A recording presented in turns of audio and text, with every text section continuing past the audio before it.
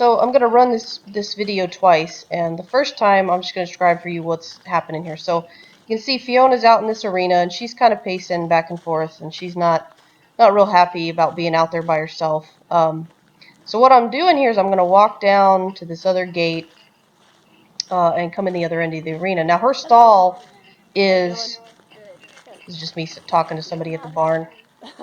Good try though. So her stall is actually, I'm walking away from it. So it's down at the end where she's pacing. And that's kind of where she's used to being and where she's the most comfortable. And if you open the other gate of the arena, she'll probably run right to her stall. But so once I get in here, what you're going to see is she's going to run to me. And she's going to take off pretty quick here towards where I'm at.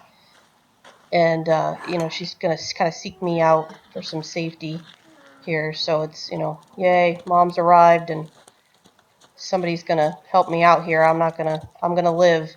I'm not going to die out here in the arena alone. She's calling to the other horses. Now, I don't do much here, so she takes off again because I'm not giving her any direction. I didn't tell her, whoa. I didn't say, stand. I didn't try to reach out and, pet on her to reward her for being there. I just kind of let her go. Now, there I clicked, and I'm calling her back to me. So I'm giving a little direction here for her to come back. That's kind of her sign to, hey, get back over here.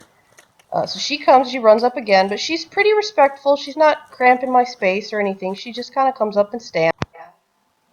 Okay, so here the video starts over again, and I just want to talk about kind of what I think about what's happening. So this pacing is not a good thing. You really want a horse to be able to be out in that arena or in any, kind of turnout or situation where they're alone and be calm. So it's not necessarily a good thing that she's doing that. But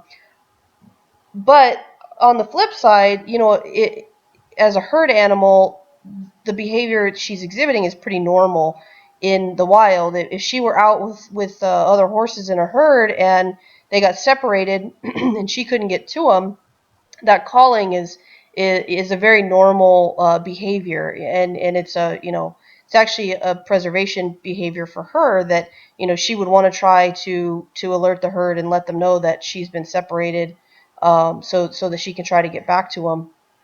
So when I come in this gate, you know, you'll people sometimes will see this where she's running up to me and think, oh, isn't that nice? She loves you. She wants to come hang out with you. But and I prefer this to the alternative of her just ignoring me. But at the same time, I would rather her come up a little more calmly than she is. She's kind of pretty anxious about it.